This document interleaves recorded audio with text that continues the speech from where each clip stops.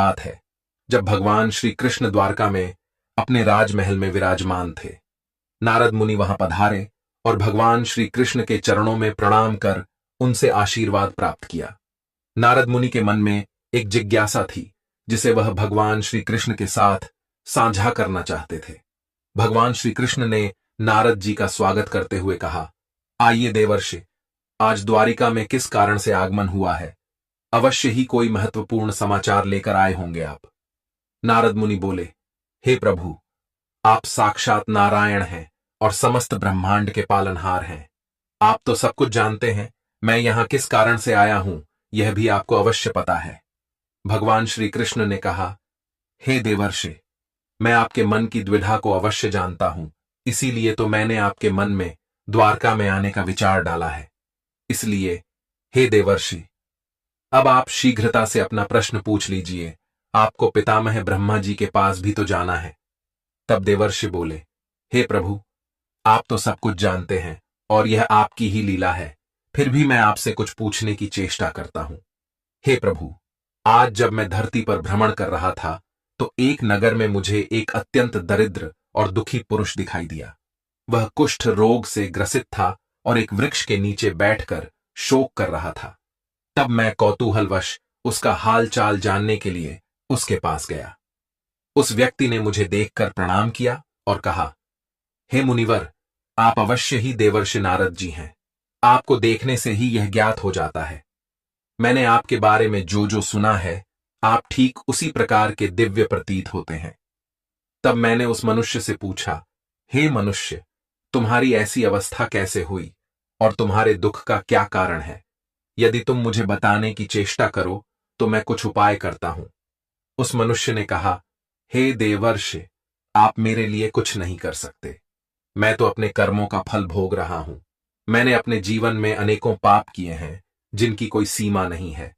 मैंने घृणित से घृणित पाप किए, दूसरों का धन लूटा है, वेश्याओं के साथ संबंध बनाए हैं, पराई स्त्रियों के साथ अनुचित आचरण किया है। मैंने चोरी, लूट, हत्या आदि प्रकार के अनगिनत पाप किए हैं। मैंने अपने माता पिता को भी धक्के मारकर घर से बाहर निकाल दिया था, जिसका दंड मैं इसी जन्म में भुगत रहा हूं। न जाने मृत्यु के बाद मेरा क्या हाल होगा। उस मनुष्य की बात सुनकर मुझे बड़ा विस्मय हुआ।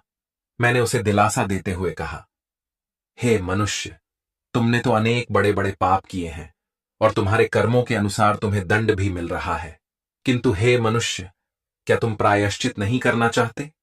अपने पापों से मुक्ति के लिए कोई उपाय नहीं करना चाहते? तब वह मनुष्य मुझसे कहने लगा, हे देवर्षि, यदि इन पापों के लिए प्रायश्चित करने का अवसर मिले तो मैं अवश्य करूंगा। कृपया आप ही मुझे मार्गदर्शन कीजिए। अब इन सब पापों से मुझे कैसे मुक्ति मिलेगी? हे देवर्षि, आप ही मेरी सहायता कर सकते हैं। फिर मैंने उस मनुष्य से कहा, हे मनुष्य, तुम्हारे दुख से मैं परिचित हूं, इसीलिए तुम चिंता मत करो। तुम्हारे दुखों का हल जिनके पास होगा, मैं उनके पास जाकर इसका हल पता करके तुम्हें बताऊंगा। देवर्षि कहते हैं, हे प्रभु, उस दुखी मनुष्य को इतना कहकर मैं मुनि अगस्त्य के आश्रम पर गया। सोचा उनके पास इस समस्या का हल होगा। मैंने मुनि अगस्त्य को उस दुखी मनुष्य का सारा वृतांत सुना दिया और उनसे इसका हल पूछा। तब मुनि अगस्त्य प्रसन्न होकर मुझसे कहने लगे, हे देवर्षि, इस समस्या का समाधान तो केवल भगवान श्री कृष्ण ही कर सकते हैं। आप उन्हीं के पास जाइए, वे ही आपको बताएंगे कि मनुष्य दुख और दरिद्रता से कैसे मुक्ति पा सकता है। देवर्षि भगवान श्री कृष्ण से कहते हैं, हे प्रभु, इस प्रकार मुनि अगस्त्य की बात मानकर मैं आपके पास चला आया हूं। इसलिए हे प्रभु, आप ही मुझसे ऐसा कोई उपाय बताइए जिससे मैं उस दुखी मनुष्य के दुख दूर कर सकूं। भगवान श्री कृष्ण मुस्कुराए और बोले, हे देवर्षि, आज आप एक बहुत ही महत्वपूर्ण शंका लेकर आए हैं और आपकी इस शंका का समाधान करना मेरे लिए भी अनिवार्य है। आपने समस्त मानव जाति के कल्याण के उद्देश्य से आज महत्वपूर्ण प्रश्न किया है और आपको आपके इस प्रश्न का उत्तर भी मेरे पास है। किंतु इस प्रश्न का उत्तर जानने से पूर्व मैं आपको एक प्राचीन इतिहास सुनाता हूं। क्योंकि देवर्षि, सभी शंकाओं का समाधान तो हमें इतिहास से ही पता चलता है। इस प्राचीन कथा को सुनने के बाद आपको आपके सभी प्रश्नों के उत्तर भी मिल जाएंगे और उस दुखी मनुष्य का उद्धार भी हो जाएगा। इसलिए हे देवर्षि, अब आप इस कथा को ध्यानपूर्वक सुनिए और इसका प्रचार कीजिए ताकि मनुष्य इसका लाभ उठा सके। देवर्षि कहते हैं, हे प्रभु, आपके मुख से इस कथा का श्रवण करना मेरा सौभाग्य है। मैं इस कथा को ध्यान से सुनूंगा और इसका प्रचार करूंगा। भगवान श्री कृष्ण कहते हैं, हे देवर्षि, ठीक है, अब आप इस कथा को ध्यान से सुनिए। मैं आपको वह कथा सुनाता हूं। हे देवर्षि, पूर्वकाल की बात है। मध्य देश में एक अत्यंत शोभायमान नगरी थी। उस नगरी में एक धनवान सेठ रहता था। उस सेठ का नाम था विशाल सेन, जो अपने व्यापार और संपत्ति के लिए प्रसिद्ध था। विशाल सेन एक समय में बहुत धनी और सम्मानित व्यक्ति था। उसके पास अपार संपत्ति थी, बड़ी हवेलियां थीं और उसके व्यापार दूर दूर तक फैले हुए थे। लेकिन विशाल सेन की कुछ गलत आदतें और पाप कर्म उसकी दरिद्रता का कारण बनी। विशाल सेन का जीवन बहुत ही ऐश्वर्यपूर्ण था। विशाल सेन का व्यापार एक समय में बहुत ही फला फूला था। वह अपने व्यापार में ईमानदारी और परिश्रम के लिए प्रसिद्ध था, लेकिन वह धन और संपत्ति का अपार भंडार रखते हुए भी संतुष्ट नहीं था। वह हर समय अधिक धन पाने की इच्छा में लगा रहता था। उसने अपने व्यापार में अनैतिक तरीकों का सहारा लेना शुरू कर दिया। वह गरीब और निर्दोष लोगों को ठगने लगा और अपने कर्मचारियों के साथ भी दुर्व्यवहार करने लगा। विशाल सेन की पहली बड़ी गलती यह थी कि उसने अपने व्यापार में झूठ, छल और धोखे का प्रयोग करना शुरू कर दिया। उसने अपने ग्राहकों को नकली सामान बेचना शुरू कर दिया और उन्हें धोखा देकर अधिक पैसा कमाने की कोशिश की। उसने अपने कर्मचारियों को भी धोखा दिया और उन्हें उनके काम का उचित वेतन नहीं दिया। उसने अपने व्यापारिक साझेदारों को भी धोखा दिया और उनके हिस्से का पैसा हड़प लिया। और इस प्रकार से उसका धन का लालच अधिक बढ़ता गया और इसके साथ ही विशाल सेन का अहंकार भी दिन प्रतिदिन बढ़ता गया। उसने अपने धन के मद में चूर होकर अपने परिवार और मित्रों की उपेक्षा करना शुरू कर दिया।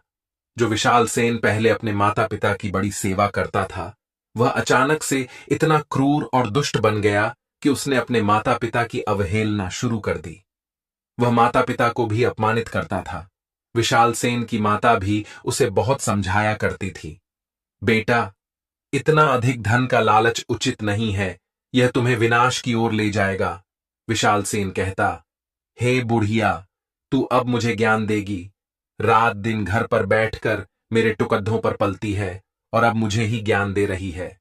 अगर तुझे इतना ही बुरा लग रहा है तो मेरे पैसे का भोजन क्यों कर रही है? विशाल सेन की माता ने कहा, बेटा, अहंकार मनुष्य का बहुत बड़ा शत्रु होता है। यह अहंकार ही तुम्हारा विनाश कर देगा, इसलिए जल्दी संभल जाओ। अपनी मां की ऐसी बात सुनकर विशाल सेन को बड़ा क्रोध आ गया। वह कहने लगा, वाह रे बुढ़िया, माता होकर भी तू पुत्र के विनाश होने की कामना कर रही है। मैं ही बड़ा मूर्ख हूं जो अपने घर में सांप को पाल रहा था। इतना कहकर उस विशाल सेन ने अपनी माता और पिता दोनों को घर से बाहर निकाल दिया। इतना ही नहीं, विशाल सेन अपने कर्मचारियों को न केवल कम वेतन देता था, बल्कि उनके साथ अपमानजनक व्यवहार भी करता था। उसकी लालच और अहंकार ने उसे अंधा बना दिया था और वह किसी की परवाह नहीं करता था। विशाल सेन की बुरी आदतों में शराब पीना, मांस खाना, जुआ खेलना और वेश्यागमन प्रमुख थे। वह अपने समय का अधिकांश हिस्सा इन बुराइयों में व्यतीत करता था। उसने अपने परिवार की भी उपेक्षा करना शुरू कर दिया और उनके साथ दुर्व्यवहार करने लगा। विशाल सेन की पत्नी और बच्चे उसकी इन आदतों से बहुत दुखी थे, लेकिन वह उनकी परवाह नहीं करता था। विशाल सेन की पत्नी ने कहा, हे स्वामी, आपका यह आचरण उचित नहीं है।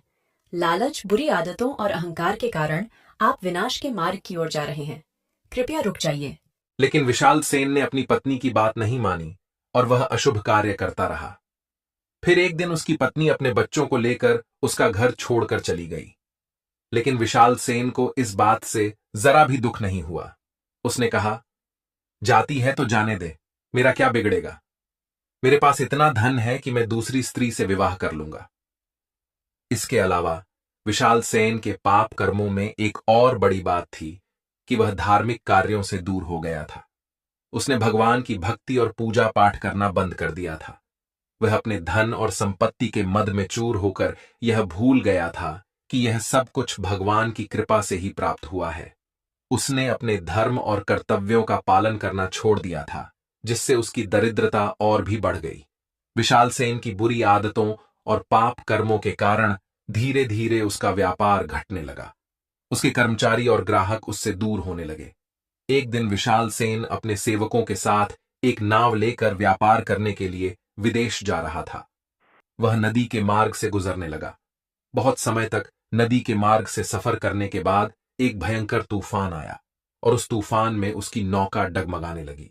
विशाल सेन और उसके सेवक अत्यंत भयभीत होकर रोने चिल्लाने लगे। फिर अचानक उनकी नौका नदी में डूब गई। विशाल सेन अपना सारा माल वहीं छोड़कर तैरकर किनारे पर आ गया। इस प्रकार उसका आखिरी बचा कूचा माल भी नदी में डूबकर नष्ट हो गया, जिससे वह बहुत ही दुखी हो गया। उसकी संपत्ति भी कम होने लगी और वह दरिद्रता की ओर बढ़ने लगा। उसके जीवन में दुख, निराशा और दरिद्रता का प्रवेश हो गया। फिर विशाल सेन के जीवन में एक दिन ऐसा भी आया जब उसकी सभी संपत्ति समाप्त हो गई। वह बिल्कुल अकेला और निराश हो गया। एक दिन अपनी दरिद्रता से परेशान होकर विशाल सेन ने अपने घर बार छोड़ दिया और जंगल में चला गया। वह अकेला ही जंगल में भटकने लगा। उसे नाना प्रकार के रोग लग गए। वह कमजोर और दुबला पतला हो गया और चलने में असमर्थ हो गया। तब उसे उसके द्वारा किए गए पापों का एहसास होने लगा। वह अपने द्वारा किए गए पापों के बारे में सोचकर बहुत दुखी होने लगा। हाय, यह मैंने क्या किया? धन के लालच में अंधा होकर मैंने अपना सब कुछ नष्ट कर डाला। मैंने अपने माता पिता को भी घर से निकाल दिया। यह मुझसे बहुत बड़ा पाप हो गया है। अब मुझे पापों से मुक्ति कैसे मिलेगी? इस प्रकार शोक करता हुआ वह विशाल सेन जंगल में चलने लगा। फिर वह चलते चलते जंगल के अंदर चला गया तो उसे एक झील के पास सुंदर आश्रम दिखाई पड़ा। वह भूख और प्यास से व्याकुल होकर उस आश्रम पर चला गया। वह आश्रम महर्षि वामदेव का था, जो अपनी तपस्या और ज्ञान के लिए प्रसिद्ध थे। जब वामदेव जी ने एक दुबले पतले दुखी आदमी को अपने आश्रम पर आया हुआ देखा तो उन्होंने उसे आश्रम में बिठाकर जलपान कराया और भोजन दिया। फिर वामदेव जी ने उस आदमी से पूछा, हे वत्स, तुम कौन हो? तुम्हारी ऐसी दशा किस कारण से हुई है और तुम इस जंगल में अकेले क्यों भटक रहे हो? तुम्हारा जो भी दुख हो निसंकोच होकर कहो। तब विशाल सेन ने महर्षि वामदेव के चरणों में गिरकर उन्हें प्रणाम किया और कहा, हे महर्षि, मैं विशाल सेन हूं। मैं एक वैश्य था और व्यापार करता था। मैंने अपने जीवन में घोर पाप किए हैं। उसी के फलस्वरूप मेरी ऐसी दशा हुई है। मैं पहले धनवान था, लेकिन अब दरिद्र हो गया हूं। वामदेव जी कहते हैं, हे वत्स, तुम ठीक ठीक से बताओ, तुमने कौन से पाप किए हैं? मैं तुम्हें प्रायश्चित करने का उपाय बताऊंगा। तब विशाल सेन ने अपना सारा वृतांत महर्षि वामदेव को सुना दिया और कहने लगा, हे महर्षि, अब आप ही मुझे मार्गदर्शन कीजिए। मेरे द्वारा किए गए पापों से मुझे मुक्ति कैसे मिलेगी? मेरी दरिद्रता का नाश कैसे होगा? महर्षि वामदेव ने अपनी आंखें बंद कर ध्यान किया और फिर बोले, हे वत्स, तुम्हारी दरिद्रता और दुखों का कारण तुम्हारी गलत आदतें हैं। धन को पाने के लालच में तुम अंधे हो गए थे और अत्यधिक अहंकार के कारण तुम्हारी यह दशा हुई है। यदि तुम अपने जीवन में कुछ महत्वपूर्ण आदतें अपना लोगे तो तुम्हारी दरिद्रता समाप्त हो जाएगी। आज मैं तुम्हें ऐसे 3 महत्वपूर्ण कार्य बताता हूं जिन्हें तुम्हें रोज सुबह उठते ही करने हैं। यदि तुम रोज सुबह उठकर यह 3 काम करोगे तो तुम्हारे दुखों का अंत होगा। तुम्हें तुम्हारा परिवार, तुम्हारा वैभव सब कुछ मिल जाएगा। विशाल सेन ने कहा, हे महर्षि, आप जो जो कहेंगे मैं वही करूंगा। अब आप ही मेरे गुरु हैं, कृपया मुझे मार्गदर्शन कीजिए। इतना कहकर विशाल सेन ने ध्यान से सुनने के लिए अपनी आत्मा और मन को एकाग्र कर लिया। फिर महर्षि वामदेव विशाल सेन को उन 3 कार्यों के बारे में बताने लगे। हे वत्स, सबसे पहला कार्य है सुबह उठते ही अपने हथेलियों के दर्शन करना। महर्षि वामदेव बोले, तुम रोज सुबह उठते ही अपनी हथेलियों के दर्शन करो। हथेली के अग्रभाग पर मां लक्ष्मी का निवास है, मध्य में सरस्वती और मूल भाग पर श्री कृष्ण गोविंद का निवास है। इससे तुम्हारे भाग्य के द्वार खुल जाएंगे और तुम्हारे जीवन में समृद्धि आएगी। दूसरा सबसे महत्वपूर्ण कार्य है अपने माता पिता तथा बड़ों का आशीर्वाद लेना। महर्षि वामदेव ने समझाया, हे वत्स, रोज सुबह अपने बुजुर्गों के चरण स्पर्श करो और उनका आशीर्वाद लो। यह तुम्हारे जीवन से सभी परेशानियों को समाप्त कर देगा और तुम्हें सही मार्ग पर ले जाएगा। माता पिता का आशीर्वाद रोज लेने से सारे संकट टल जाते हैं। राग, द्वेष, अहंकार आदि प्रकार के दुर्गुण उसके शरीर में प्रवेश नहीं कर पाते हैं। और तीसरा सबसे महत्वपूर्ण कार्य है सूर्य देव की उपासना करना। महर्षि वामदेव ने बताया, हे वत्स, रोज सुबह सूर्य देव को जल से अर्घ्य दो। इससे तुम्हें सूर्य देव की कृपा प्राप्त होगी, जो तुम्हें निरोगी शरीर और शक्ति प्रदान करेगी। सूर्य देव की उपासना करने वाले व्यक्ति की कभी दुर्गति नहीं होती है। वामदेव कहते हैं, हे वत्स, इस प्रकार से तुम इन नियमों का पालन करो, तुम्हें तुम्हारे पापों से मुक्ति मिलेगी। तब विशाल सेन महर्षि वामदेव को धन्यवाद देता है और कहता है, हे मुनिवर, मैंने अपने माता पिता को घर से निकाल दिया है।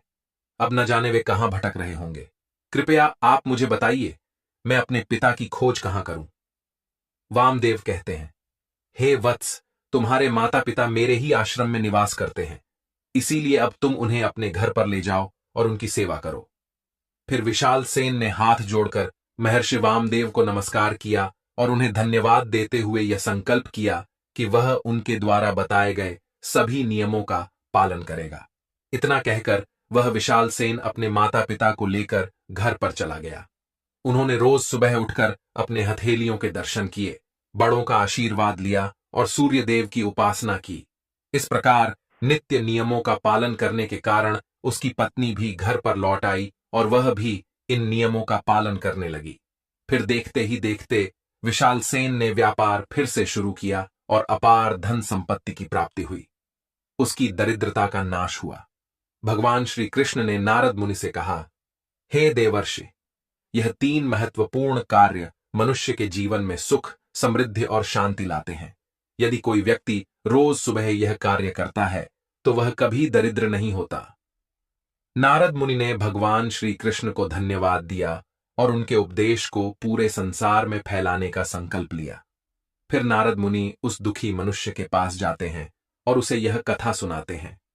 इस कथा का श्रवण करते ही उस मनुष्य के सभी रोग नष्ट हो गए और वह चमत्कारिक रूप से स्वस्थ होकर खड़ा हो गया।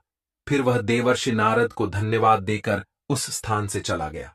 जो भी इस कथा का श्रवण करता है और इसका प्रचार करता है, उसके सभी पाप नष्ट होते हैं और उसकी दरिद्रता दूर होती है। इस प्रकार भगवान श्री कृष्ण ने नारद मुनि को यह महत्वपूर्ण ज्ञान दिया और हमें भी यह सिखाया कि सुबह के यह 3 कार्य हमारे जीवन को सुखी और समृद्ध बना सकते हैं।